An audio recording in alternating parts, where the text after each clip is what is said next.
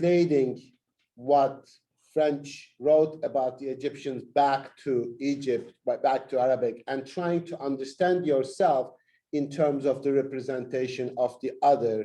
And you know that representation is constructed by the French, but you are coming back and understanding yourself through that.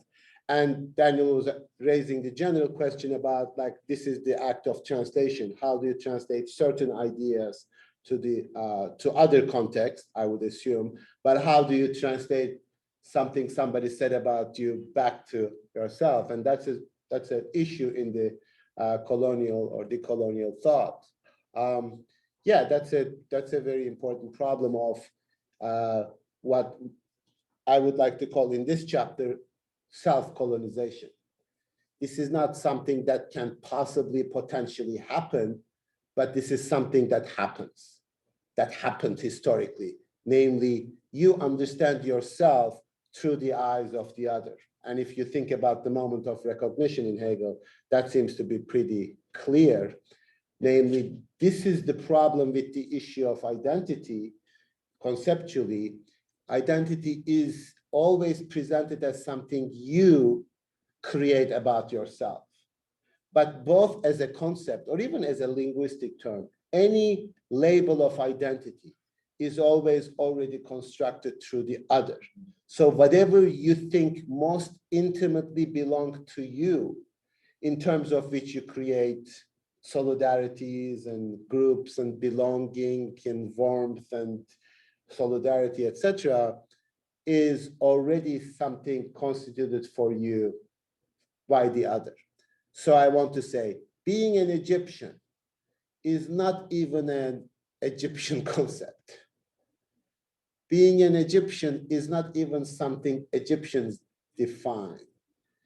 And that's a paradoxical statement, because you would say, well, what then is Egyptians? So it is already a translational, transactional, relational concept. So whenever we invest in our own identities, we have this illusion of investing in ourselves as if we are that, but it is a completely constructed relationship. And that's hard. And I want you, like, okay, in terms of the purpose of the class, I want you to radically question that in terms of every category of identity. Most of it is really defensive. Most of what it means to be Egyptian is like, well, French is French, therefore I'm going to be Egyptian. You started this French thing very well. So like French professors type of thing. Like, you know, oh, since France has that national identity, which they really constructed in relation to me by excluding me, then somehow when I construct myself as Egyptian, at least I am resisting that kind of self-indulgence of the French. So nationalism, especially in the decolonial context or context of decolonization, has always been a defensive nationalism. Yet, it's not always constructed in relation to France, but it's also in relation to other elements in Egyptian society that is not Egyptian. So like you are in the United States now, you say, when I'm an American citizen, I'm a US citizen, and you have this illusion that, oh, this applies to everybody. But American citizenship always, historically, has always been constructed by the exclusion of the others. Up until 1952, it was a pretty brutal exclusion of just whiteness. Like you cannot be an American citizen without being white. That was like, especially if you are coming from Japan or from India, from China, etc., you can't be a citizen. So that's the kind of national identity that is, as you say, more like transactional and translational, yeah. But also, more importantly, like there is a certain self-fulfilling prophecy, like also like we Egyptians are inferior because we are colonized. Because if you look at colonization simply as a power discourse in which you fail to recognize, then we failed. We failed the recognition. Therefore, you blame yourself, not mostly in the person of yourself, but the other masses of the Egyptians that need to be modernized. So then you sort of look at your fellow people who used to share the same land as potential problems that need to be disciplined and modernized.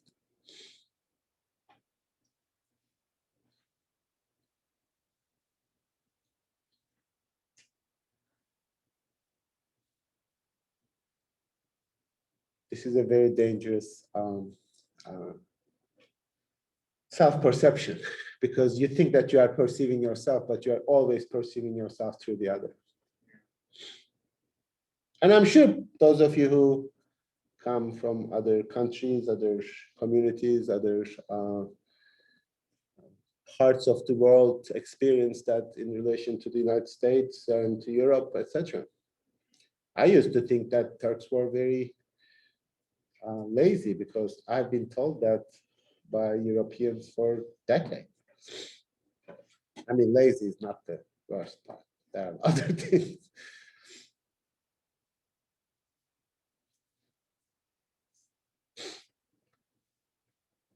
Yes. But then, like, is that called like self-colonizing process? Like, yes, your identity comes from like in relation to,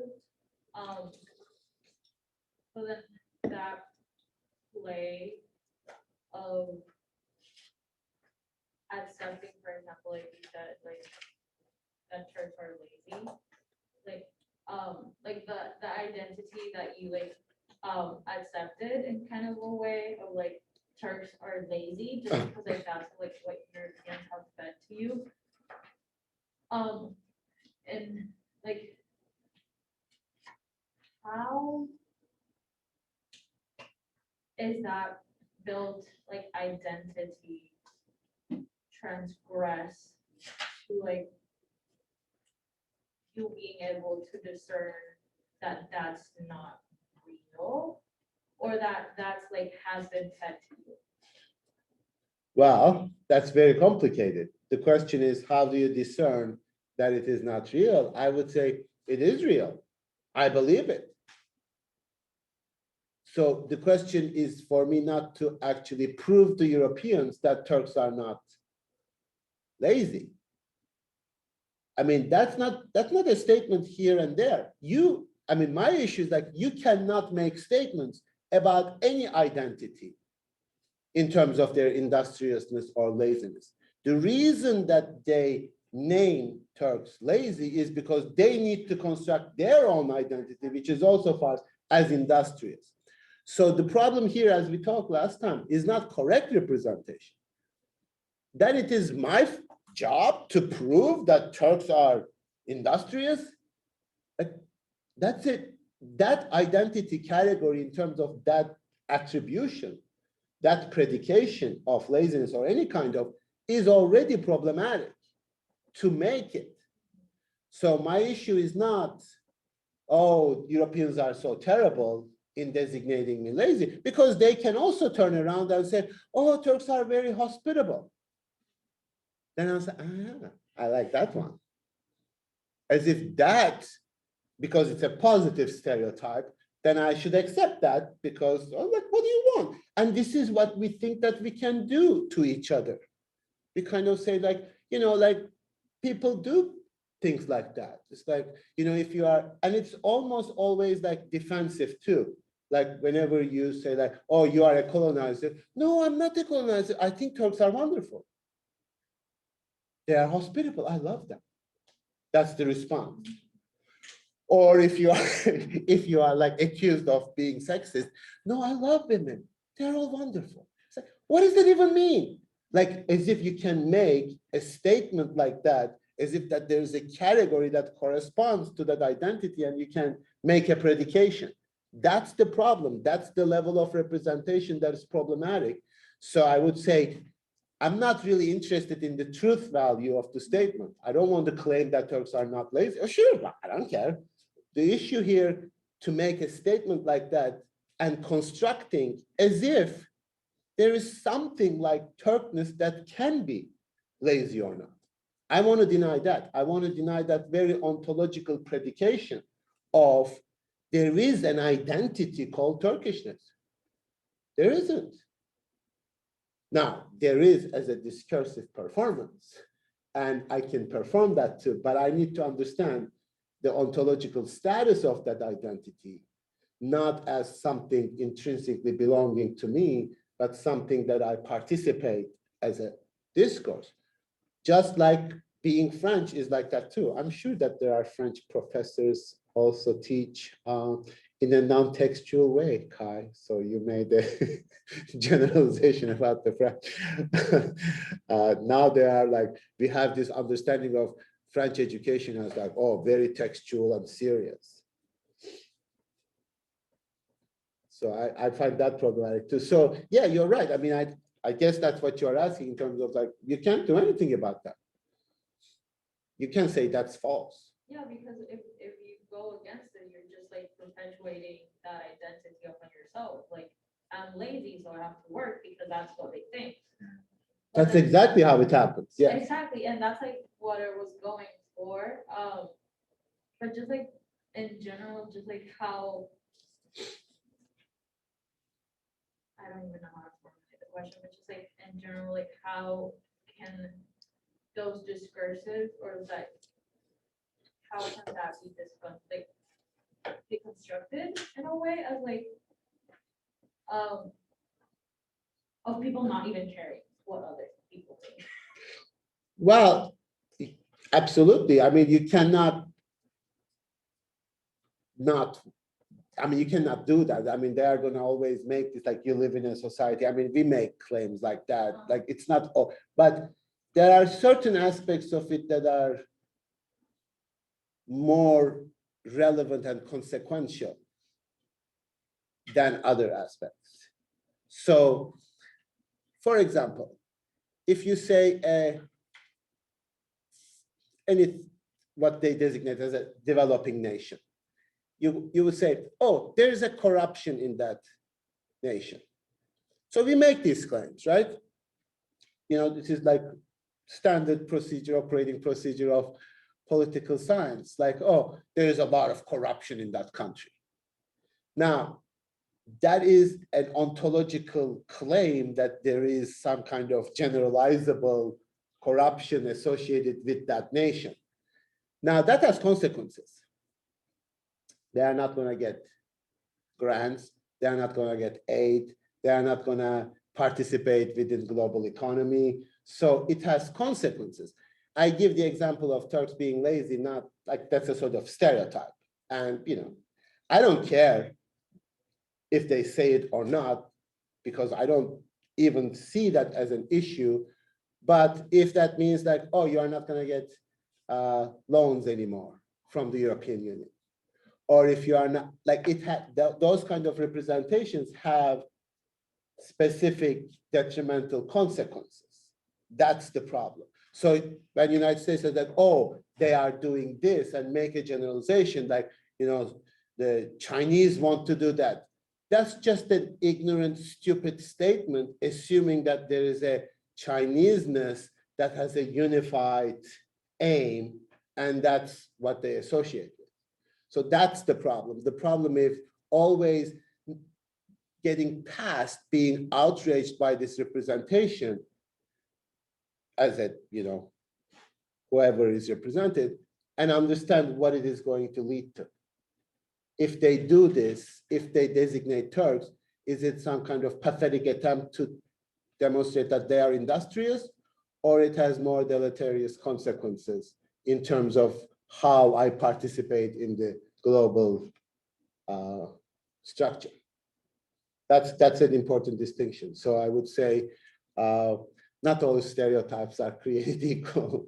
Not they don't have the same consequences, but we should also be very careful about the positive stereotypes. And that's really how people operate. Oh, I did some really negative stereotypes in the past. Maybe I can balance the sheet by now making positive stereotypes. This is sort of with Native Americans in the United States, like they represent them, they are not really humans, they need to be pushed aside, blah, blah. And then you say, oops, that was really bad by our ancestors. They are actually wonderful. They are spiritual, they are wise, they are, etc. It's like, it is the same, different side of the same coin. Fetishizing, exactly.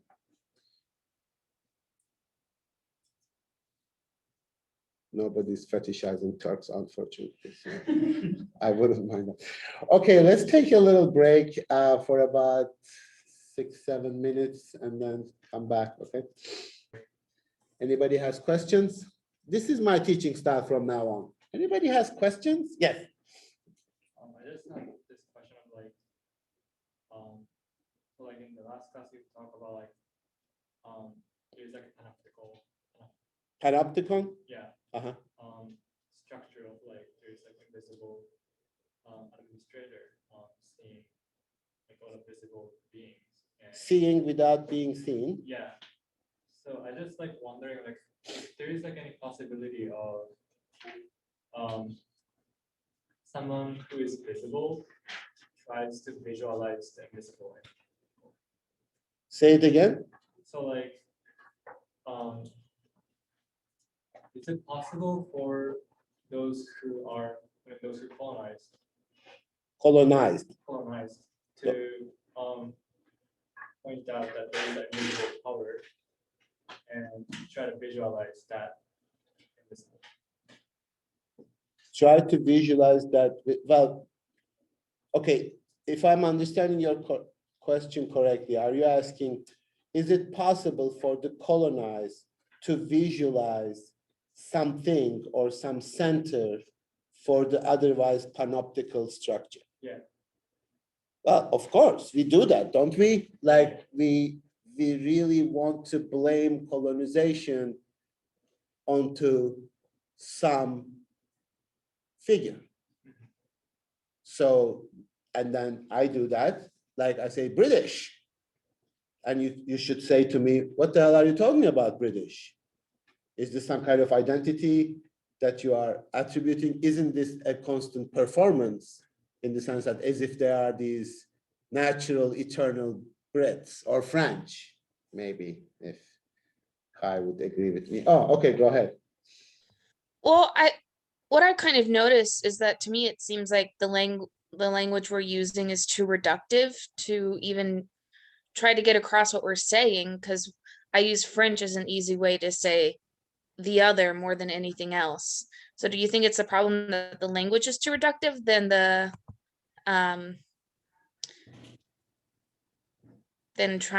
when we're trying to talk about it? Well, language is always reductive. It has to be, I want to say, conceptual rather than reductive, because in order for us to be able to speak about concepts, we are already projecting something beyond the individual. You cannot sort of say like French and that only applies to that person. French as a concept is already universal, at least, universal in the sense that generalizable concept. It is not exhausted with one person. Language doesn't operate that way. Language never operates with respect to the individual. Therefore, the 20th century sort of articulations that language can never be private. It is always that at least potential of being public and iterable, as Derrida calls it, repeatable, even though it is different whenever it is articulated. Now, all we can do is really to try to think about the complexity of this. So when I say French, I need to recognize that I am talking about a kind of Hegelian contradiction. Namely, I'm talking about individual French people, while at the same time attributing something common to all of them, while at the same time recognizing that they contradict each other. Because this French is not this French, right? When I say the French who does close textual analysis, it is the French who does not do close textual analysis. So whenever and we always have this, we just need to be careful in terms of our use of the concept, because we always fall prey to this. Like whenever I say like, we Turks, that's a contradiction. I want to say, you know, that concept of Turk is a contradiction. Doesn't mean it's invalid, doesn't mean we should not use it, doesn't mean that we should just toss it aside, which we can, but I need to recognize that I'm talking about a commonality, but at the same time a contradiction. I need to recognize that this Turk contradicts this Turk because they are not the same. And I think we do that with respect to, you know, works of justice too. Like we are talking about, like, people easily say things like African-American community in the United States. Like, of course, you need to use it as a concept, and you might think that you are talking about something, but you also, what are you doing? You are making them a sort of monolithic group. And then you have these kind of election day sort of shocks when they say, oh, the sort of Latinx community didn't vote in unison. It's like, duh, really? Like, it is your expectation from a concept to operate seamlessly. And then, of course, there is no Latinx community who would vote in the same way, right? So you are already talking about people within that category contradicting each other. This happens to every single concept. When we say like feminism, women, the category of a woman is a contradiction, not because it is wrong, not because it needs to be tossed aside, but there is not one way of being a woman. In fact, there are many contradictory ways of being a woman. So you should not be sort of assuming that that concept is a seamless totality that includes everything. That's the desire for power.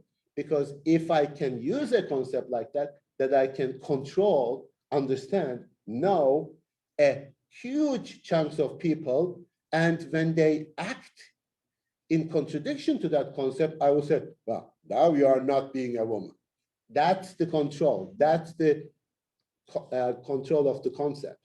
So yes, I think that's what you were saying in terms of French not being, but it's not the failure of the language. That's just, you can also address that within language. Now, of course, we therefore say like French is responsible. Like whenever we talk today, and I think that we are living in a society of articulating these conceptual injustices. And I think that's a really important work, and we need to continue to do that. But pretty quickly, the sort of generic designation of white, European, Christian male becomes this panoptical gaze. Like that's the center of power. And we assume that there is something that is there. And then we try to formulate, unfortunately, our identity in relation to the opposite of that. And we sort of say, we are not that. This happens in every identity-based formulation of injustice. We reify and affirm the center.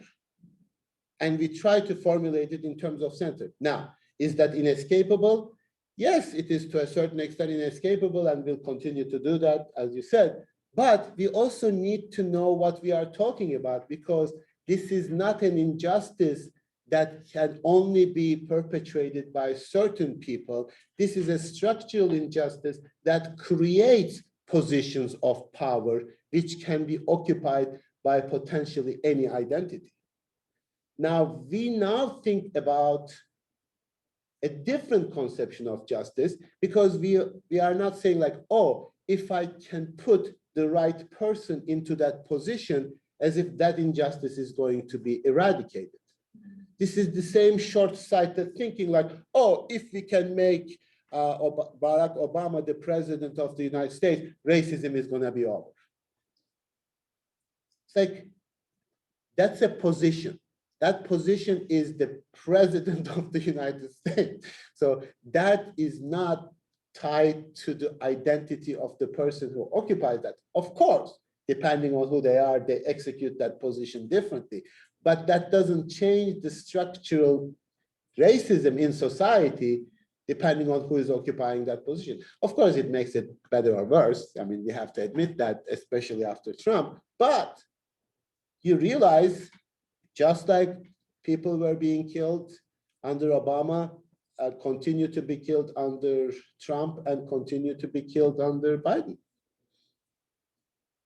So representational justice never really leads, like this is sort of the Hollywood justice. Like, you know, there's, I heard that there's Oscars tomorrow. And then somebody got up and said, we make substantial changes in Hollywood. That's gonna make really important changes in American society. This is how they think, like you can perform, execute justice as if in a Hollywood movie.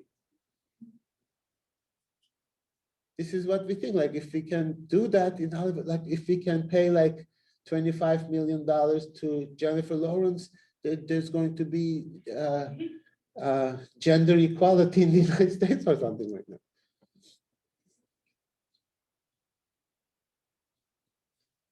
So that's my issue. That's my problem with the formulating this in terms of identity, because it appears, it performs, it gives the sort of glamorous look.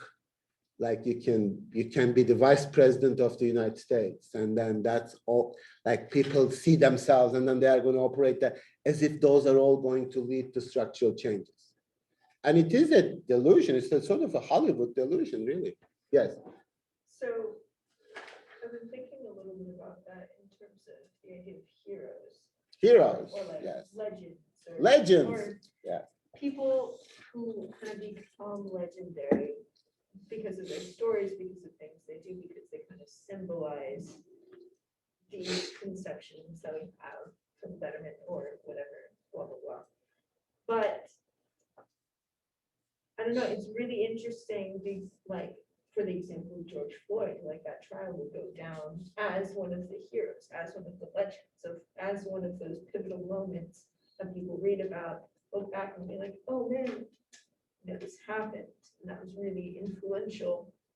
And I think there's something to be said about sort of the inspired, like also we're reading these texts written by people with their own framing, with their own, you know, identities. And I don't know, I think, yes, it's a problem, especially when you try and create policies or rules out of your idea of identity, or out of identities. But isn't there something to be said about the, I guess we already talked about this, never mind. It's all connected. It's something to be said about doing this. Sure, I mean, that is absolutely necessary within the representational structures that exist in the Western world today. Sure, I'm not saying, you know, all heroes are created equal or something like that. But this hero model is necessary for the marketability of certain ideas.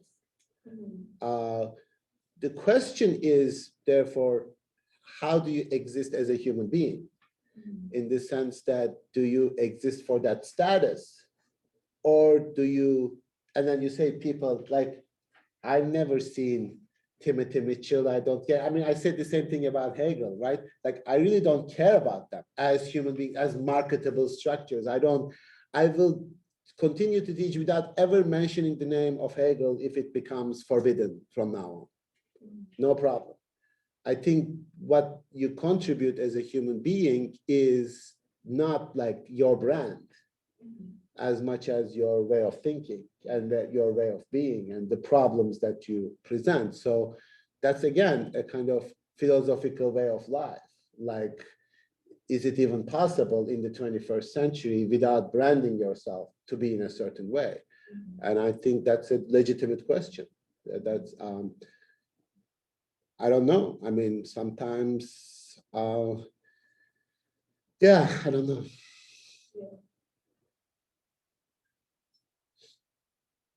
But usually I always suspect that the people who are really not talked about, not seen, like the center of the panopticon, are the ones that are making the most impact.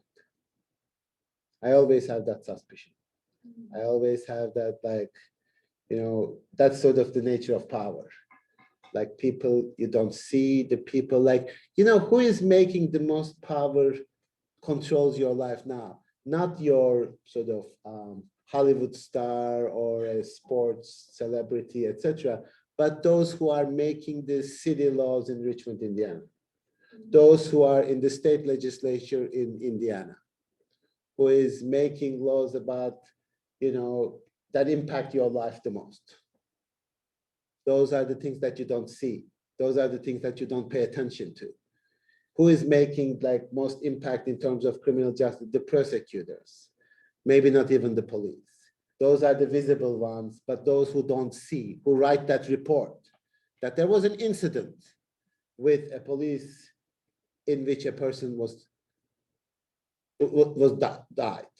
Like you write a report, nobody knows who wrote that report, but that police report is more consequential than, Chauvin being convicted, because it's visible than it is, then you do what you need to do. So, and you're right, and it's kind of pathological too. Like, I don't know whether this is true, but I've heard that Nancy Pelosi said, like, thanks for George Floyd for dying.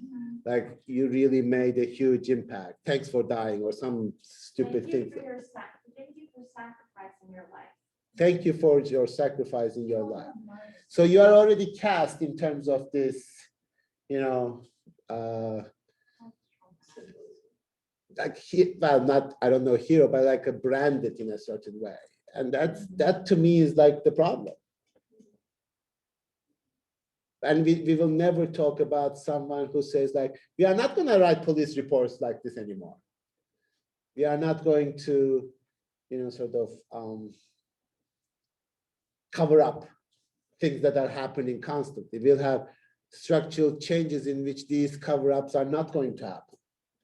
But nobody will like, that's a bureaucrat. That's not somebody will kind of like brand and put on Twitter. And these are the more kind of, to me, meaningful precisely because of the nature of that power. Instead, what we do is that we put a hero or a demon or a devil into that role, and that gives us comfort.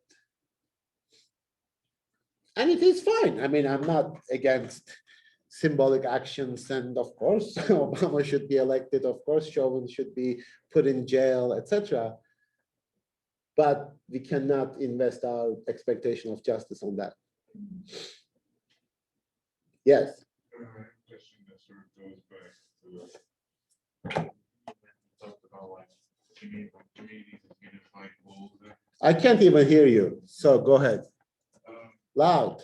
Like the thing you talked about, like the presumption that communities are sort of unified wholes, and then like I think Concept. yeah, like Okay. the concept there, and then at least in the part in the text I'm not clear on where he talks about like how on page 104.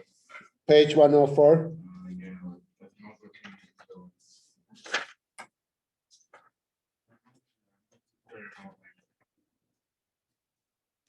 Community of race, religion, language, and habits of thought did not exist. Is that the one? Ethnography and indolence? yeah, Okay. that section. But like, so the part where he talks about the Let's read that. the whole thing. Yeah, well, at least the beginning. Why don't you, one of you read it over there? Because we can hear your voice from here. So on page 104, starting ethnography and indolence. Anybody wants to read? On the lesson, yeah, go ahead. Modeled on the process of schooling, the new politics was to acquire an individual hold upon both the body and the mind. The need for hold upon the mind is explained by Lord Cromer in terms of the very process of constructing a colonial authority. The problem for the British colonial regime in Egypt, he explained, was that the traditional communal bonds between a ruler and those who were ruled, the community of race, religion, language, and habits of thought, did not exist. It was therefore necessary for the government to forge what he called artificial bonds in their place. These artificial bonds were to consist above all in the government's information about and understanding of those whom they ruled, a kind of understanding that Cromer called reasonable and disciplined sympathy. He insisted on the exhibition of reasonable and disciplined sympathy for the Egyptians, not merely by the British government, but by every individual Englishman engaged in Egyptian administration. How was this artificial bond of understanding to be forged in a manner that would keep it something reasonable and disciplined? It was to be based on accurate information and on a careful study of Egyptian facts and the Egyptian character. The Egyptian character, a notion later to be replaced with terms such as culture, was to be carefully examined, for disciplinary politics was predicated upon this object. Such examination was itself part of the disciplinary mechanism of power, the mechanism that places under surveillance and continuously watches. Okay, that's good, yeah. So like the artificial bonds thing, like I sort of get it like broadly, but like I like not necessarily too clear to how it like it like the mechanics. I'm not clear with like the way Mitchell articulates it basically. Because like on the one hand, like he talks about how what the artificial bonds are like sort of replicating are these bonds between ruler and ruled, but then like near the end he refers to it as an artificial bond of understanding. So like in terms of like knowledge. So I'm not like, so is it like, yeah, so I'm not too clear as to whether it's like, is it a bond of knowledge or like a sort of like almost like, I don't want to say, is it a bond of knowledge or like, for lack of a better word, like almost like spiritual bond versus like, or like spiritually enclosed in terms of like, oh, this is like the English spirit and like the rulers and the ruled have this understanding, or is it like knowledge, or is Mitchell saying that actually those two things are? I'm not really sure what you are asking there. I think that what he says, Lord Cromer, is race, religion, language, and habits of thought, those bonds do not exist. Yeah. So people do not bond with each other with respect to race. People don't even bond with each other with respect to religion. And not language, of course, different parts in the same, like they. So then you realize that how can I create a group of people that is capable of being ruled? And character, culture, the kinds of knowledge that I produced about these people statistically in schools, in colonial structures, create that knowledge, creates that bond. So then you start thinking like, what are the characteristics of these? What is common to all of them? So social sciences start looking certain patterns. And then you start categorizing human being in terms of that. And then you come up with Egyptian character. There were books and books written about Egyptian character. It is completely, totally fabricated in order to be ruled. It did not exist naturally. It was not there before the colonial structure. It would have never been there. In fact, I would argue it is really never there, except in that discursive relationship. Yeah, I think that last part was sort of what I was asking, whether that's what Mitchell was implying. Yes, and I think that I'm going to open up a spiritual exercise class or something. So like, think about like, how do you identify yourself with something, and then you torture yourself for failing to fit into that identity. And I have this like, am I Turkish? What kind of Turkish am I? Am I really like you failed to fit into the category that is attributed to you, and you identify with yourself, and everybody, as a result of having like identity crisis, what kind of a person I am, am I nationalist enough, am I not nationalist enough, am I like if I'm a man, am I manly enough? If I'm not, like all these kind of struggles that the individuals trying to fit into those categories. So the Egyptian, like, am I loyal to my Egyptian character? Like, am I like betraying my fellow people whom would kill me in an instant without second thought? These kinds of crises in modernity in terms of how individuals feel alienated from themselves is to a large extent, a conceptual problem, because I identify with those concepts. And then I'm saying like, oh, I'm not a proper Earlham teacher. Maybe I'm failing to do what I'm supposed to do. And if you are sort of, especially minorities in large groups, you are like, oh, am I proper? Do I really belong? Should I belong? What should I do in order to belong? And my entire crisis is how to deal with that. Yes, Blessed. So is the point then when like the solution in a way that you're not supposed to be thinking about what you're supposed to do. You're just supposed to be. Like is that what we're trying to get at? Like, are we trying to achieve like, you know, a type of thinking where we're like, okay, no, I'm just supposed to exist. I don't have to act in a certain way or fit in a certain category. Actually, yes. I think that might be the most difficult thing to do. And perhaps like the only ultimate goal of education. It's like, how are you supposed to be? How are you supposed to be? Or just be, like becoming who you are, as Nietzsche says. Like, it's not in a sense sort of struggling with all the ways in which you are failing these categories.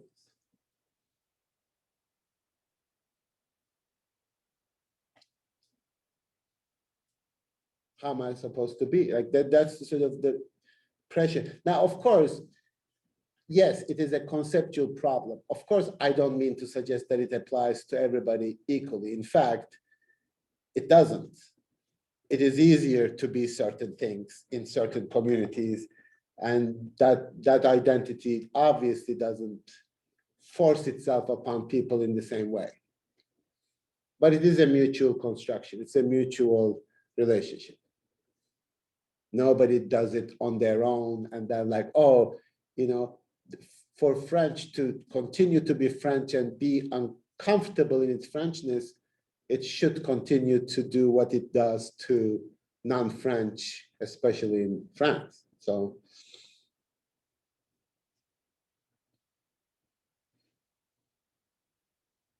we started with the French and going with the French. You started it, so that's okay. That's nice. We pick on Brits enough, so this class we pick on. Yes, Hannah. Now it's time for, okay. I'm just thinking a little bit about the Lord and bondsman relationship from Hegel, with this artificial bonds thing that's going on in this government.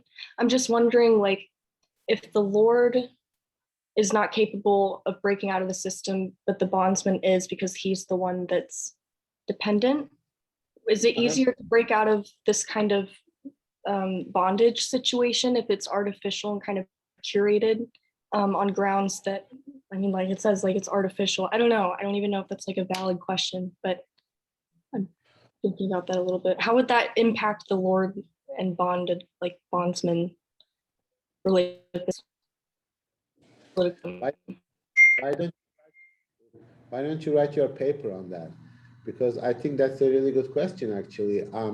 Here, I don't really read artificial, just merely artificial, in the sense that artificial here is representing a efficiency of a machine. So not just that it's not real, artificial, but it is a created, like, you know, that was like the artificial machine in the previous chapter. And now it is sort of, I think one thing, maybe I'm not answering that question directly, but what is the expression that we use, especially American foreign policy, with respect to controlling people's minds? even today, as I was driving here, there was this PBS NPR show. Like, yeah, Oh, well, the example, I read a headline the other day that said Biden is changing the official language for ICE and whoever else is down there, like Border Patrol, from saying illegal aliens to, undocumented. yes, undocumented. Well, it's a little late. It has been done for a while, but okay, no, yes. I mean, people stopped using illegal for, I mean, some people, of course. Yes, something like that, like using a different language. But one language that people use still in American foreign policy is like winning the hearts and minds of the people. Like, I'm going to win the sort of strategic war, but I'm going to win minds and hearts. Namely, you are going to be convinced that whatever I do to you is legitimate. So like you have to buy into American ideology, that we are here for freedom, democracy, etc. We are going to win your hearts and minds. It's even possible, like for centuries, for decades, the United States acts in a certain way, but you can win the hearts of minds of people in one policy change. And that's the kind of artificiality a little bit related to that, but we'll come to that. Yes, Ken. I'm not sure if the way the hearts and the minds point works as much anymore, especially in a post-2016 era, where I think it's less about selling yourself to your constituents in that way, but rather than decimating the other person's ability to like. It's not so much personal, like a love me, it's like I hate them so much that you have no choice but to love me. It's not about painting yourself as a good person, but about painting others as. Oh, you mean in terms of terrorism, like ISIS is so bad, No, so. I'm talking about like candidates and stuff. I mean, if you're talking about political opposition, it's not so much of a love our party up, but. Oh. Together so much. I see. Where identity and like collective identity is not established around love or shared values or like politics with like indirect, like it's more of a tribalism thing. No, I completely agree with that. I mean, I was more like thinking that in terms of international context, like winning the hearts of the minds of the Kurds or Syrians or Syrian rebels or people who are fighting against ISIS or something. So you sort of do propaganda. Like you say, like America is with you, we are supporting you, we support your claims, we are on your side. That kind of hearts and minds. It's really kind of marketing. Okay. That's what I was thinking. Okay. Yeah, but that's right. So there is a sense in which we might be at the level of the recognition that the slave recognized the master as the one that is to be recognized, as the powerful. So in that sense, artificiality here is really speaking about the efficiency of the structures of ruling, how the British creates a character of Egyptian. Now, again, going back to the previous question, this is not, they are wrong about the Egyptian character. So it might very well be that this is the Egyptian character, because once you formulate this character, a lot of Egyptians act according to that. That still doesn't make it naturally and existentially correct or true or real. It's just that it makes it very well produced and artificially articulated. That's the distinction. So this is going back to your question, Cody, I think in terms of whether this characterization of Egyptian character is correct or not. It is made correct. It made to work, and then you act accordingly. So like you come with these ideas like, oh, we are going to make a lot of schools in Turkey because they are not educated well. So we are going to teach them. And then you start and you do. And that's the kind of fragility of identity too. Like you believe what other people say about you much more than you think you do. Actually, I would say that's the only thing you believed. I mean, you know, you live in the United States. Some of you went to high school in this country. It's like the perfect Hegelian jungle. in which you completely understand yourself in terms of the other. In fact, you can't understand yourself in terms of what you articulate, what you say to yourself, and that might very well be the only form that, you know, what Blessed was asking, I think, in terms of how you should be. You don't even ask this question. Like, what is the last time you genuinely sit down and say that, what do I want? Not what is presented to me, what I can consume, etc., but what do I want? Not what is possible, not what is sort of achievable in terms of like they give you all this like you come to learn like these are the majors that are available to you. Like it's just like I don't care. What do I want to read?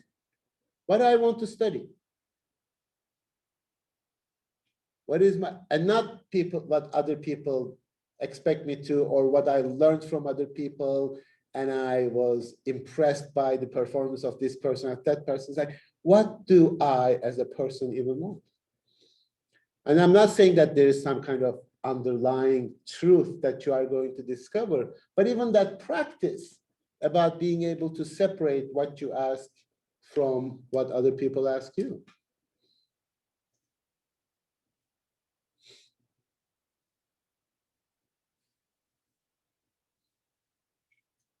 I don't want to sound too individualistic, like you can achieve whatever you want. I need a break earlier. How about we take a break until 3? Okay. It's fine. I hardly know any Turkish, but I know kabile. Kabile means like in Turkish, it means tribe. So this is like a tribal house. So it is a kind of his way of explaining not some kind of a pre-colonial kind of romantic representation of Kabile house or something, but it is the fact that it is not formed as an exhibition. And it's complicated because it doesn't have an order, but it's not defined in terms of its orderlessness. So what happens when you describe modern structure is, by definition, you describe pre-modern structure as the opposite of that. And this is really what we characterize when we go back to understand traditional ways of doing that. We are still seeing them and understanding them and even conceptualizing them from the perspective of the modern structures. Now, what he's trying to do here is a little bit more complicated because he wants to say that this house is not represented by its lack of order. The conception of house is not even something that we can understand. And ironically, he goes back to some kind of this Heideggerian understanding of being in the world. This is housing. Housing is a way of being. It is not a structure that contains you.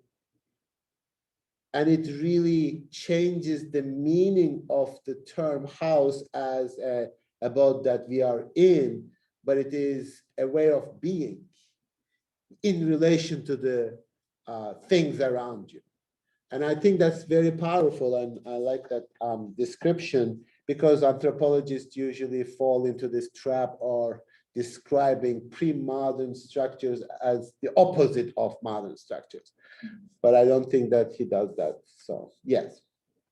Does he?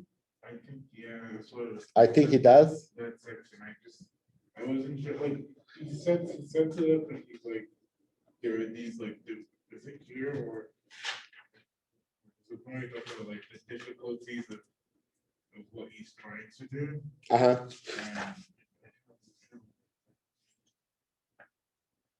But yeah, I'm not so sure if he. Okay, so let me read a couple of paragraphs. Maybe at least he's trying to do so. It says it's trying, but it's like Failing. Yeah, I think it. On page 50, it says, Unlike the order envisioned by French engineers, the ordering of the North African house is not concerned with a relationship between things and a pattern or plan. So again, this doesn't mean it's planless, doesn't mean that it is negatively constructed. So it says, it's not concerned with an order set up in terms of an isolated subject. So if you think of the way in which you live, you organize your space, you need to think about that. Individual subject, this is on page 51, fixing the relation between the world and its plan or representation, or with truth as the certainty of such representation, or rather, to put the emphasis differently for a moment, what we inhabitants of the world as exhibition would ordinarily take for granted as the elements of any order, framework, interior subject, object, and unambiguous meaning of truth remain problematized and at play in the ordering of Kabyle world. So there is really not even a distinction between the inside, the outside, as we understand it. Balancing and tending. So the things inside sometimes come in, sometimes come outside. They don't have like a definite place within the house. So at the bottom of page 52, moving back to the house, one could say in the same way that there is no mere house, but rather an active housing, engendered in the forming of a household and sustained as an aspect of its vigor, never as a neutral framework. Housing is not an object or container, but a charged process as an inseparable part of a life that grows, flourishes, decays, and is reborn. Okay, maybe he doesn't, but it sounds good. It sounds good. It sounds good. It sounds like I see like the like, What he's trying to do at least. but like in terms of like not doing the thing like this. So like there's a lot to do like social science. It seems almost like inescapable. The language, yeah, Yeah, it's something probably, like, yeah. articulate in a way that is not just like for this exhibition. But also in this thing, I think this was like my question that for like that last thing we did as well, was on this housing thing. And like later on, we talked about like how the houses work through like resemblance, like their connections and resemblances and that. But resemblance is not representation. And I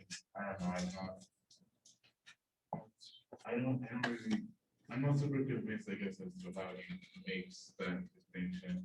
So he talks about how like I get to some degree that like, so it's like with resemblance and in this house, there's no like, it's not conceptually in such a way that they present like there's an outline of the house and then there's the house and like there's this meaning and based on like this color, they don't do that. Which at the same time talks about how resemblances on page 61, but resemblances and differences do not form a separate realm of meaning, but called apart from things themselves. Hence, this very notion of thing does not occur. For the same reason, there is no nature in our own sense of the great reference to signify it in terms of which a code is distinguished. There are rather the necessary relations at work in a world where nothing occurs except as something that resembles, differs, duplicates, or reenacts something else. Okay, he just read, Daniel just read from page 61, the first full paragraph, the end of first full paragraph, starting, there's nothing, somewhere in the middle of the page, saying such resemblances and differences do not form a separate realm of a meaning, a code apart from things themselves, hence this very notion of thing does not occur, yes. Yeah, and I guess like I'm sure on that, I'm not so clear to what makes the relations necessary. Okay. And that's like, I think the point like sort of like, Well, once you describe the world as an exhibition and the metaphysical, and we are going to talk about that a lot next week too, that metaphysical presupposition of you construct the world, you imagine the world, you project the world in a certain way. Everything that you describe in terms of Kabyle house seems to be the opposite of it, like not that. Now that's dangerous, of course, that's problematic because you are not simply defining something that is not world exhibition, but you are trying to talk about something pre of that. So that issue didn't even emerge, didn't even problematize. Now, one way to characterize it is, to me, like it is not, the house doesn't represent another house. Like, you know, when you start like imagining houses that you see in brochures, like you go to an sort of IKEA catalog, and then you see a kind of space projected, and it is both functional and it's organized around thing, etc. And it seems like it is a functional space organized around the individual. Now, to me, it seems like the Kabila house that he is describing is more like the relationships between the things and between the human beings in that space. So again, I don't want to say not representational, because non-representational suggests that it is just objecting the representation, but it does not project that there needs to be a house, there needs to be a way to live. So the house to me is kind of symbolic because it really projects an image of how we are supposed to live. What would be, even, I would go as far as say, correct way of living, namely the most functional way of organizing it for the individual. But for this house, that there is really a kind of, and it is internal, it is cut off from the external, this is the limit, etc. So in that Kabila house, there's really no limit where the house ends and, like, you know, where it starts, like what belongs to the proper house, like does the, you know, the objects inside and outside, you don't have those kinds of boundaries. And again, it is very difficult to not characterize it as the opposite of what we understand as the modern house. But I just have to, like, I don't know, like you just probably have to live in it to be able to,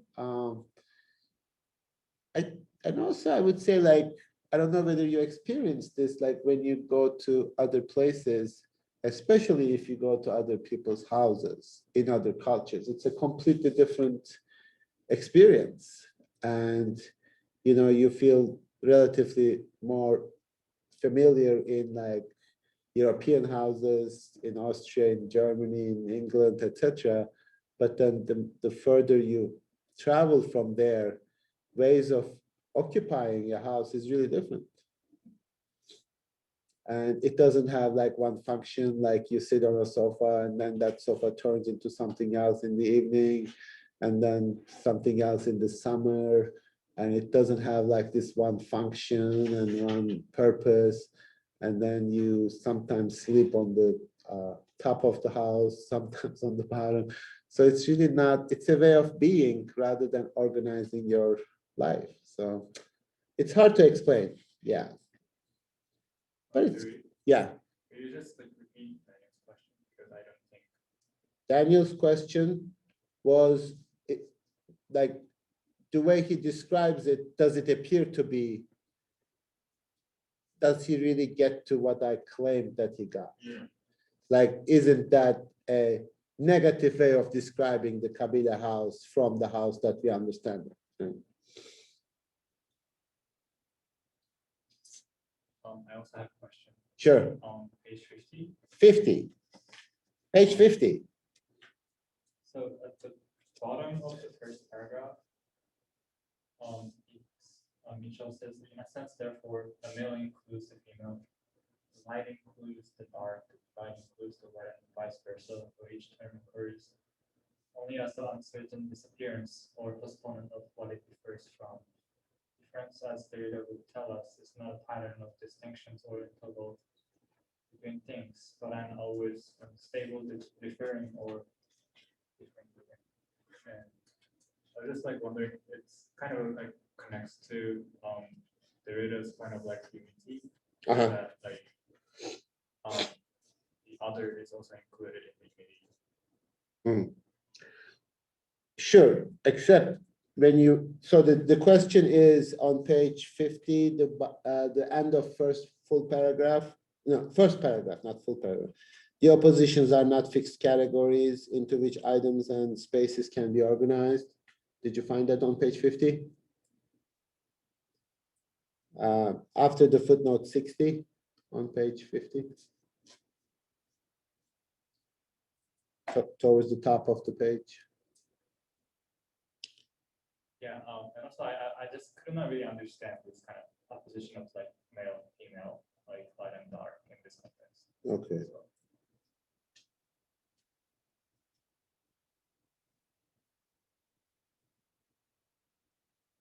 Okay, so first, the house is not, in a sense, a neutral space in which items and persons are arranged. The space itself is polarized according, so he's talking about the Kabila house, the way in which it is organized. So really think about the organization of space in terms of the construction of identity. This is what it is, and it is separate from everything else, therefore it fulfills this function. This is how we divide the space. This is where I do this, I move in, this is my working space, this is my eating space, this is my blah blah space. So you sort of divide the space in terms of this oppositional structure. He claims that Kabila house doesn't fit into that functional model. No space has an identifiable and distinguishable and opposed function. And he also formulates this in terms of how oppositions and distinctions are formulated within the colonial context. Namely, difference, well, Derrida calls it difference, is not really the difference between two already constructed identities. Difference is a way of being of the unity that he is against monolingualism and resist monolingualism, precisely because that monolingualism is constituting itself in terms of this interplay. To be something is always to be other than yourself. This is the differing identity that he does. And for those of you who studies linguistics, Derrida's model starts with the sign. The sign really doesn't have an identity that can be constructed in terms of the signified or the referent. So you cannot sort of say that the term table has to refer to a flat surface that you can put things on, etc. That connection is arbitrary. So the identity of the sign is not anchored in anything. The identity of the sign is a constantly differing, changing movement. So that's what he calls iterability. And that's how he understands identity too. Whenever we are talking about identity, we are already talking about a self-division, division within the self. In fact, for you to even articulate, understand identity, you need to presuppose that division because you would never really articulate that identity otherwise.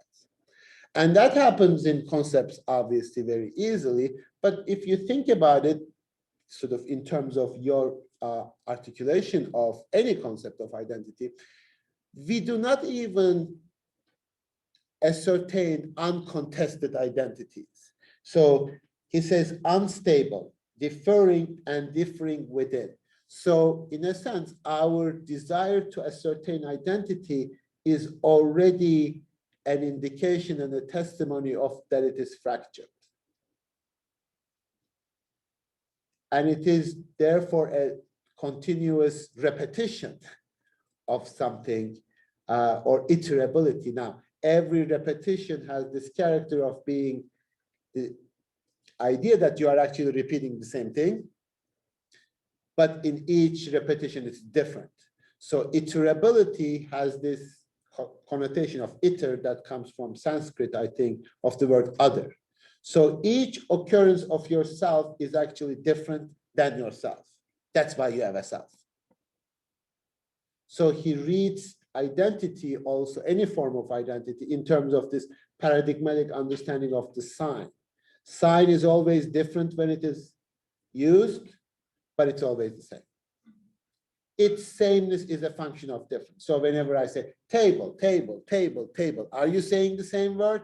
Yes. Do you always mean the same thing? Are there separate occurrences? Yes. That's identity. So it's a sort of dynamic and unstable and differing way of thinking of identity, not just the constant sameness of some unchanging idea.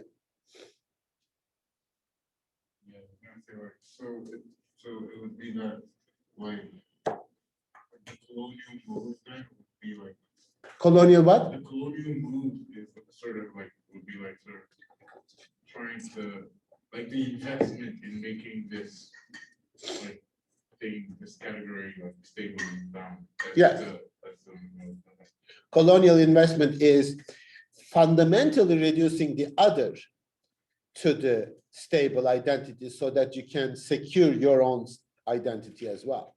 And in fact, like this kind of European preoccupation, and like make no mistake, like this is like you really need to read this and then do some research. Like they are preoccupied with like European character as much as any other sort of colonized Egyptian character, for example.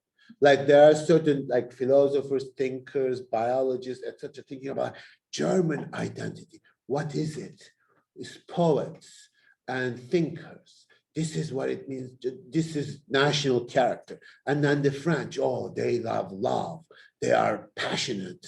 They are rational too at the same time. Descartes said, Italians, oh, Mediterranean. There's always this kind of construction of an identity and the repetition of this constantly. And then you realize like, if you are safe and secure in your identity, why would you constantly repeat it? Why would you constantly articulate that?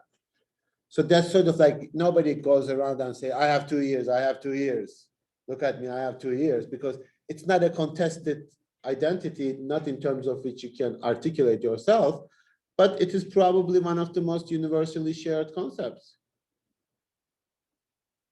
I mean, we can't do much on it other than like a lot of things actually, but that's not something that we identify as a genuine human category.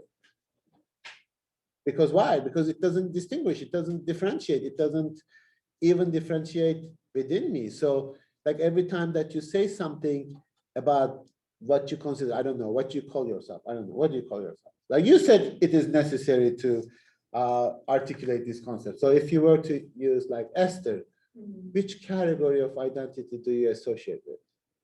I mean, I think it would start with my name. Esther. I'm Esther and I want treat. I'm not Daniel. I'm not. Okay, name. Does that really identify you as a identity? Does it speak to who you are? It assigns you to like things that you have done in the past. But it's a name. Yeah. Like it could have, I mean, would you be a different person if your name was Sarah? You would? Really? Such a boring name. Oh, okay. I mean, maybe exciting name. I don't know. Like, I mean, name is a fixed designation. I think, I don't know how it, but like, okay, use something else. That's the proper name. Use a category that like, that you identify with. I mean, okay, I would argue that last names are a category because that refers to a group of people. Like, it's not just like first name where that's just a singular identifier, but like last names, I think. Or like bloodlines, I guess. So like, here's the paradox though. Like, this is not a name that you chose for yourself. Yeah. And then last name is definitely not either. But it's supposed to identify you according to you most effectively, right? But it's completely arbitrary. Because it is possible that I was actually adopted by my parents, but those who gave birth to me gave me a completely different name before I even knew it. So name is a rigid designator. It could be, it's completely arbitrary, right? Yes, I agree that it's completely arbitrary, but that kind of is my point. Like, yes, everything is arbitrary. Sure, all these conceptions. Not everything is arbitrary. Not everything. Okay. Conceptions of identity that we have about ourselves are arbitrary. But, or at least the labels that we use, the language that we use to define ourselves. But we still use it anyway, you know, and we still, okay, here's an idea. I'm a sophomore at Earlham College. Sophomore at Earlham College. Okay. Is that a category? I mean, that's just 1 year. It's 1 year, but it has a lot of connotation behind it. I'm 2 years invested in the culture. You know, Okay. I'm a philosophy major. Oh, I like that, philosophy major. Let's go with that. Okay, I'll do that. So whenever you say philosophy major, some like category like that, you already see that that identifies you together with other philosophy majors, but also distinguishes you from other philosophy majors, Mhm. right? But it also is not the same always, hopefully, because philosophy major in your sophomore year is going to be different than your philosophy major in your senior year. So every category already has this division in which you both are not that. And I think that's really what we are trying to get at in terms of what he says in terms of difference. So again, I don't want to sort of dismiss and forget about the question of identity, but see how it is deployed in order to create a certain stability and sort of create a kind of colonization of the future, in the sense that in the 20th century, white females defined what it means to be a woman. And they occupy that position. And whenever you say, I'm a woman, you are both identifying with that in a certain way, but you are also resisting that because you are not that. The same thing can be said about feminism. Like, what does it mean? Like, people, are you a feminist or not? It's like, what the hell question is that? As if it's a stable category in which, like, being a member of a club or something. It means completely different things in different contexts.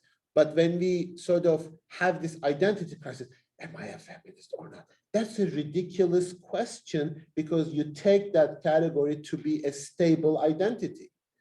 Everybody is a feminist and nobody is a feminist. It just doesn't make sense to understand it in that way, as if you belong to the inside of the category just like everybody else.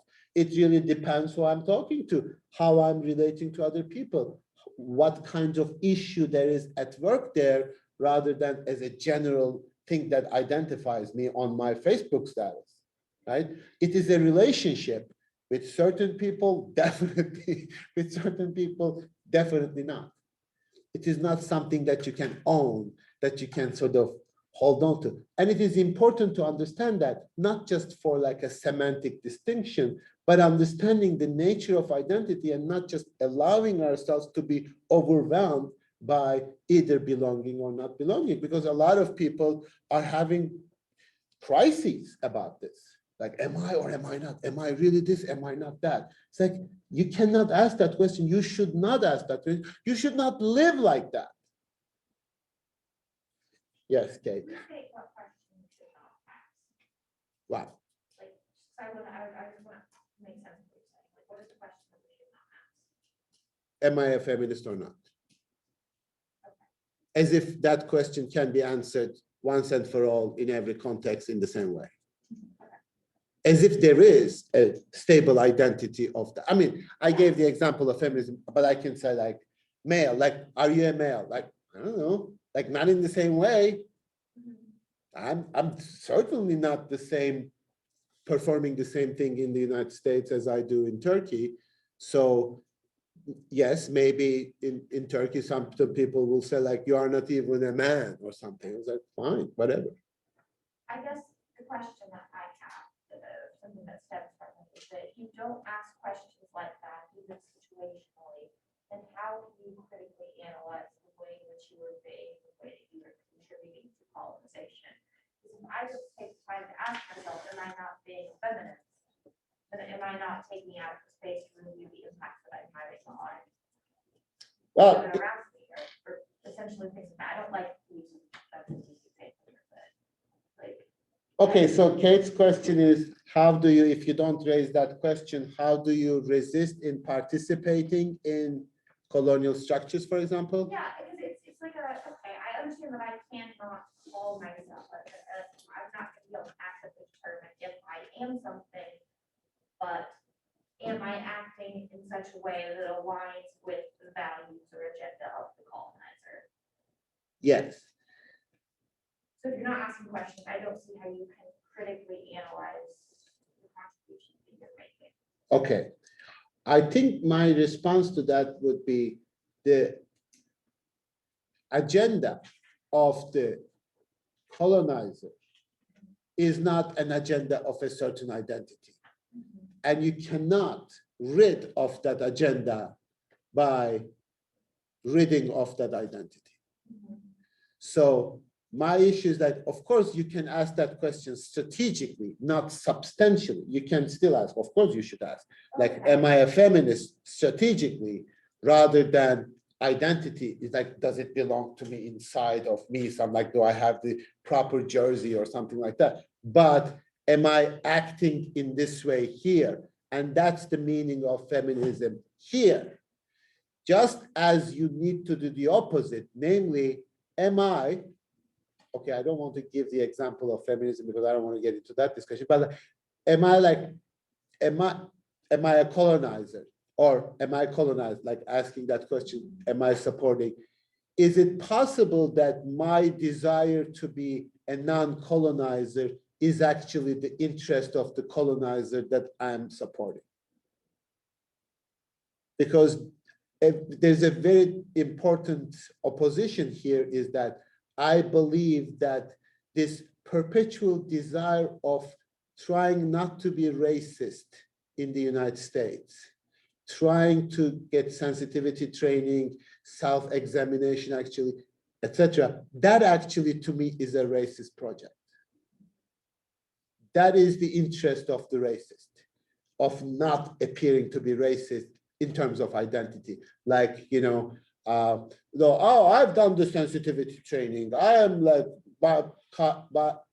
conscious of my biases, etc. I personally try to rid of myself this racist elements as an individual is a racist project. That's speculation for which I need some pushback, because that's the claim, like how that, to me, especially in the United States, this white liberal project of not being racist, to me, is the best way of wielding the racist power. I would actually say the supremacy of white people, to be honest. That's the paradox. That's why I am actually not just thinking that we should not sort of reflect on identity, but we might actually be doing exactly the opposite when we reflect on the identity and then try to rid ourselves of these like bad thoughts or something like that, as if like individually in terms of disciplining, we can get rid of this. So what are we supposed to do? Or is the same thing not happening on the other side of the equation? Of course. Yeah. Which So, equation? Like of the equation, like by trying to get to the bottom of your identity, realizing and trying to kind of maybe mediate is the right word. In order to not be racist, you adopt another identity. You struggle with this, and that's in the agenda of people who are racist. But the same thing is happening for people who do identify with certain political views. Maybe that is also reflected in. I think I understand what you're saying. I hope you are not sort of hear me saying like, oh, then go ahead and be openly racist because you are being sort of disguised racist in the opposite. No, I'm not suggesting No, that. I know. Okay. I think I can represent it visually if that helps. It's like if not being a racist is in the agenda of be racist, I would argue that it goes vice versa. Being racist is in the agenda of people who are trying to not be racist. The construction of identity goes both ways, right? Sure. And so if it's going both ways, if both parties are relying on the other to identify themselves. I have not finished the then part of that sentence. Then would this be a useless exercise in thinking? Yes. Okay. Well, I think part of it is that, okay, so you understand what is going on. Let's try to find a solution to this. So let's try to think this through. Like, you understand certain people are doing sensitivity training, bias training, etc., trying to produce individuals who are free of racist behavior, real thought, opinion. But then you realize, well, are they performing something? And are they really sensitive or thinking about this? Or are they trying to give a certain marketing presentation, right? Then you start thinking about it. So what is the problem here? The problem is to create individuals and somehow produce individuals in terms of disciplinary power in order to engineer a society. That seems to be the project. So they come to the universities, they come to the classrooms, they say like, oh, you might be interested in postcolonial theory, who cares? I'm gonna give you a sensitivity training, I'm gonna give you like bias training, I'm gonna give you microaggression training, etc., which is like, this is how we are gonna solve the problem. Because there's a problem, because racism is something what people have inside of them as a sort of genetic code, we need to extract that somehow from them and put it aside.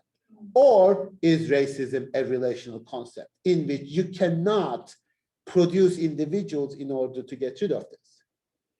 Then it might be a different question. Then we can see identity is like, I cannot not be racist because I have not even been exposed to relations of race in a way that will make me even understand what's going on. So you're trying to create an ideal society instead of like the ideal individual.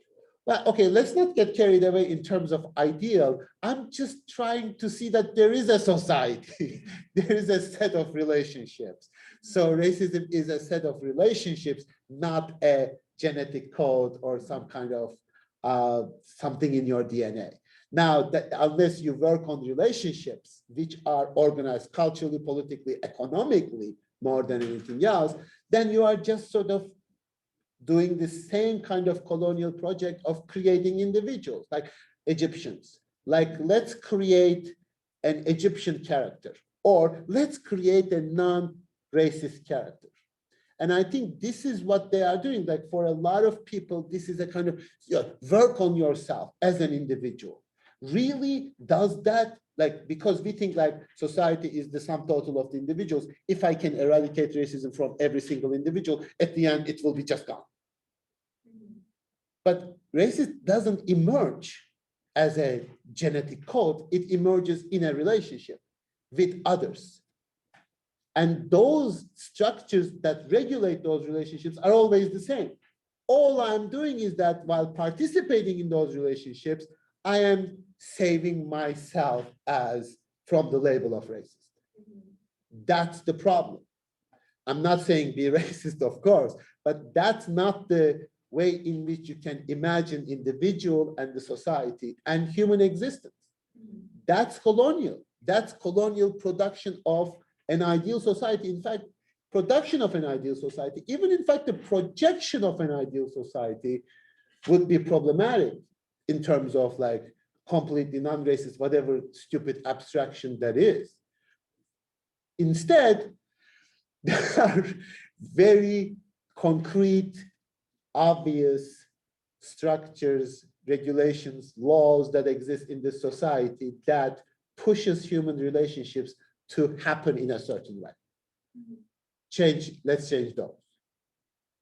Let's not look at this as an engineering issue of creating individuals, but a legal problem of voting and property and economic ID cards. I mean, these are much more concrete, specific things rather than what certain people seem to think in their heads, because they think that in their heads, because I always believe that they actually suspect that they are not superior to anybody. We talked about that last time. I think the opposite, those who really think that they are superior will never be racist because they are like the real supremacists. And that's the white liberals. That to me is the paradox, because I am a perfect individual. I'm better than you, even in me not being racist. I eradicated that. I worked on myself because I have money and I can get people here to give me sensitivity training. This is how we think that we are going to get rid of it. And I think that that's the problem of thinking about the ontology of society. How we think about that. So, but what do I know? I just came here not very long time ago.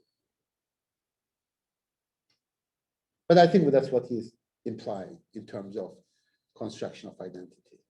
It's always a relation, even a self-relation, even relation to yourself. Like, don't think of yourself as an object with certain bad properties that need to be eradicated, but reimagine your relationship to yourself.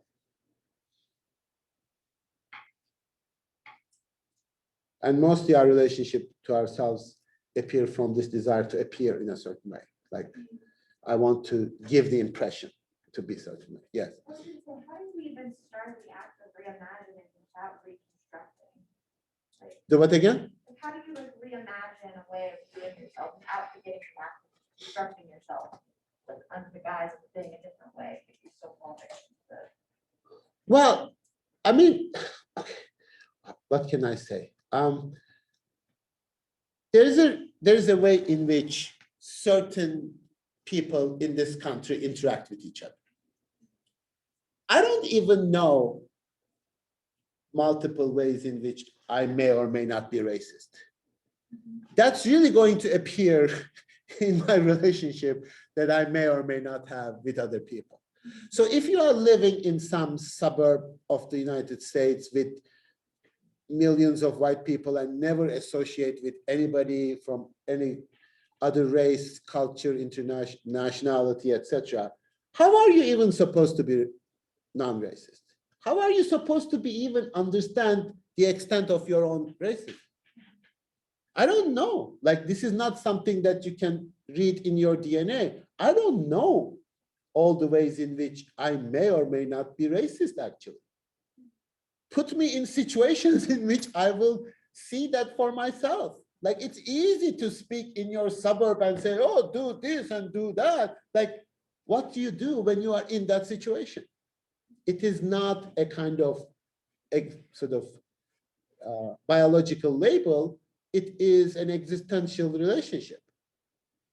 And if you don't like have those existential relationships with people, how do you supposed to know how not to be racist? This white woman who grows up in the suburbs of Chicago and comes and tells me how to be racist because she understood certain behavior modification in terms of how people should behave. In her time, maybe she didn't even speak to more than 3 non-white persons. And I cannot take that seriously because we are not exposing ourselves to relationships because it's either too uncomfortable or we are really afraid of the way in which we are gonna be racist. Like, I will discover that I'm freaking, terrible. But if I'm here, comfortable in my room by myself, reading Facebook that I made for myself, I feel comfortable. Then I don't need to tell myself that I'm racist. And I can, if I were to ever talk to somebody, I would know how to talk, maybe. I mean, that's not even the case.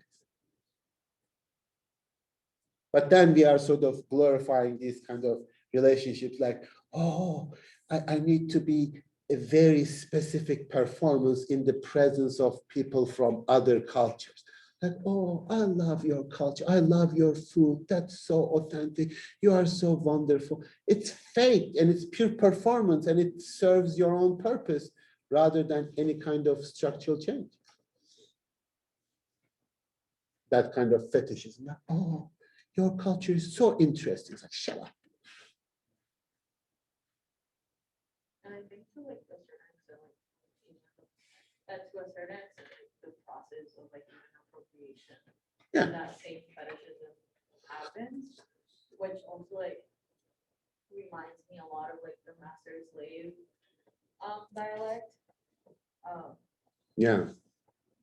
It's just like that process of like even acknowledging the other becomes problematic with your own desires, because like when you acknowledge them, you're acknowledge their presence and probably like the relationship of the identity that you built can be just for your own good or like your own desires and not as like reciprocal for their own desires. And of course not. I mean, definitely not. No, it's not for, and it's not just satisfying the desire of the other in the sense that in master-slave dialectic, the kind of expectation of the master is that desires need to be fulfilled. And what you want is exactly like, I mean, don't you see that like when sort of liberal white Americans talk about like incorporating all the races into the issue of diversity, they are fascinated by what they created. They love it. We satisfy our desire. This is a wonderful unity. It will be a more perfect unity once you are going to be incorporated into this, because all you can ever want is to be like me. You want the kind of life that I want. I'll give you that. I'll give you the opportunity to be just like me. All you want is to be just like me anyway. And that's your imagination too, like in terms of how you can imagine the world to be, is going to be, again, a wide, liberal, progressive world in which you will find your space to the extent that you behave exactly like me. That's not inclusion. That's not even, I mean, it might be inclusion, but that's not justice. That's not anything. And I kind of like thinking and the idea of like, oh, we're giving you space to be safe, or it's like your space for full expression. But it's like it comes inherently from that same power that you have to provide me that space. Which is just like the continuation of that white supremacy and like white power of being able to assign a specific space for you to like take part in, while others are like, no, this is not your space. Like you cannot. Well, that's the original sort of white man's burden idea of colonialism. Like you educate, you bring people to the word of God, you bring people to speak the correct language, as you do, for example. So that's what's called literally white man's burden, to civilizing mission. Like you need to civilize the world. And this is exactly what we are doing today, or at least majority of us. Like, you can be civilized too. We need to incorporate people who are unlike us into the structure that we created. And that's what we call justice. That's like, oh, at Earlham, we need to have more diverse faculty, which will come here and behave exactly the same way that we anticipate them to behave, because what we created is so wonderful. Who would not want this? Don't you want to be part of this? This is the most wonderful country in the world, the best college in the universe.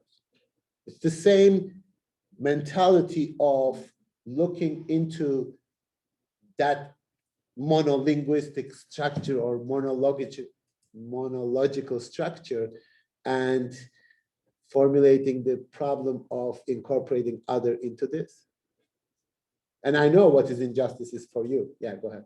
And I feel like that, like, if referring that to like, on now, well, a relevant problem now is like immigration, for example, and I feel that's like one of the biggest burdens of like, let's say white people, of having like, in this case, like Latinx immigrants Mhm. in this country, and they just want them to assimilate, Yeah. instead of like being able to express what they, like their full identity as Latinx in the US.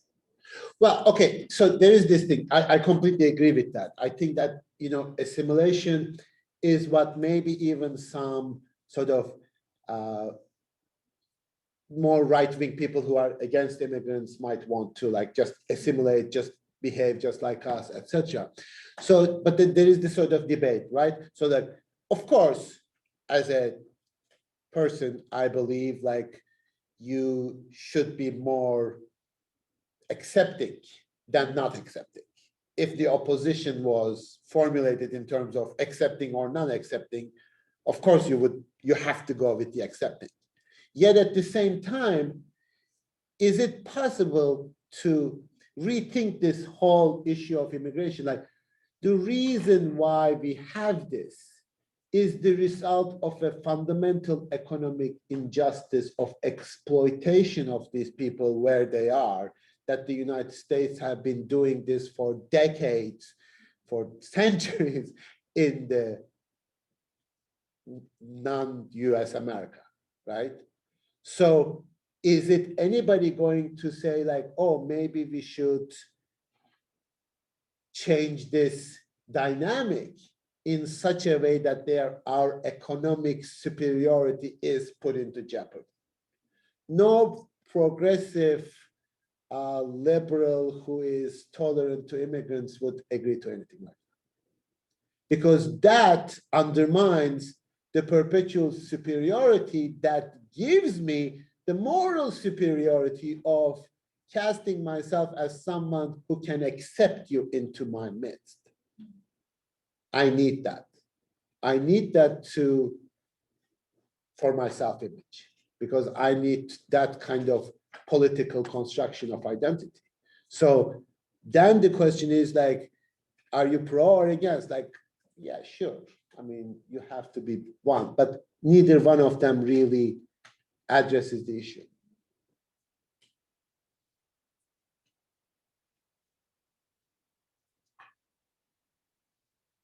And as a first generation immigrant in the United States, I should sort of say, I don't want any more immigrants in this country. That's what, like, first generation does, right? Sort of turns around and says, the door is closed behind me.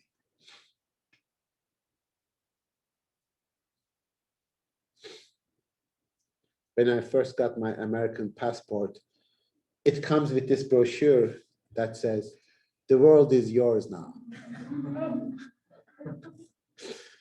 Yeah. I was so happy to have the world. Since 2012, I own the world.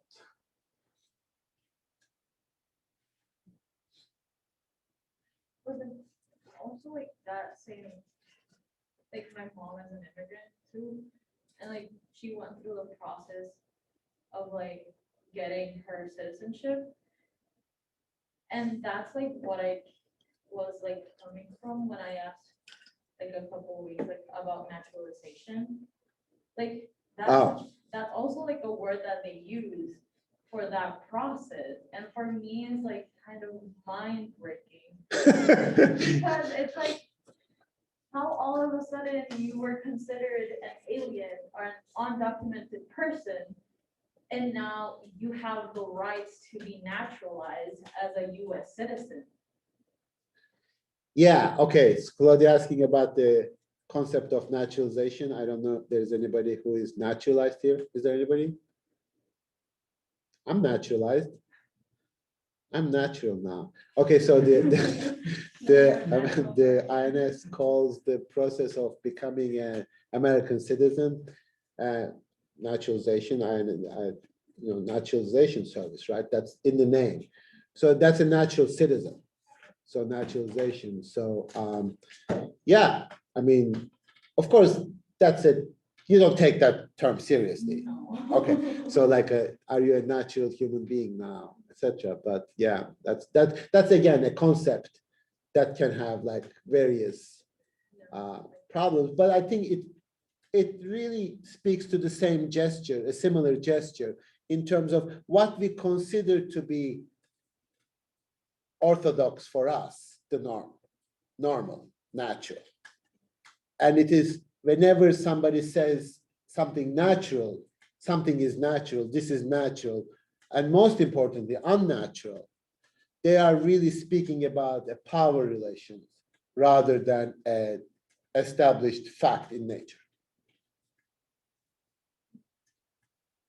That's sort of like a potentially problematic aspect of science. Like we are describing natural things. No, you are not describing natural things. You would love to describe natural things because that would somehow create a discourse of permanence, but it's not natural. And nothing really is sort of purely natural without sort of being contaminated by artificiality. So that, you have these debates in social, that nature nurtured blah, blah culture, or all these kind of stupid oppositions that they debate as if that's a kind of genuine intellectual debate. That's the same problem. Like, oh, certain things are natural. No, that opposition, binary opposition, doesn't work as much as you try, because you are invested in the binary opposition. You want to preserve certain things that I say as natural, not what you say.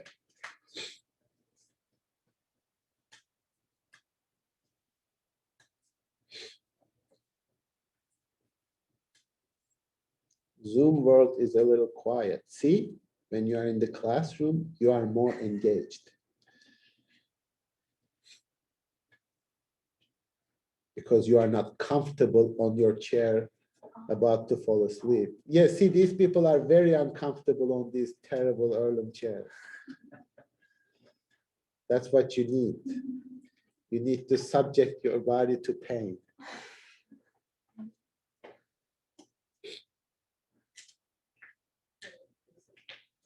Okay, so I have avatar for Friday, but I don't know how to do it. So I'm going to, I have a DVD of it. I might show it unless you find it yourself. It's the 2009 James Cameron movie, so don't watch other avatars. I'm sure there are other films. This is the blue avatar. Who said blue avatar? Somebody said, is that the blue avatar? So that's for Friday. And then on Monday, we'll start with space colonization. Yeah. And I'll have your paper. Oh, please, in the meantime, so we have 2 more chapters. They are like, to me, like the most philosophically challenging chapters, the philosophy of the thing and the machinery of truth. Last 2 chapters, there are some really interesting points about like writing and text and how to make text accessible, etc. So chapter 5 and 6. So we are going to be done with this book on Monday. So please finish the book till Monday, and then we'll talk about where we are going to go from this. 5 and 6, yes. Chapters 5 and 6. Finish the book. You don't have papers for me, so just read. Okay. Have a nice day. You all. Bye.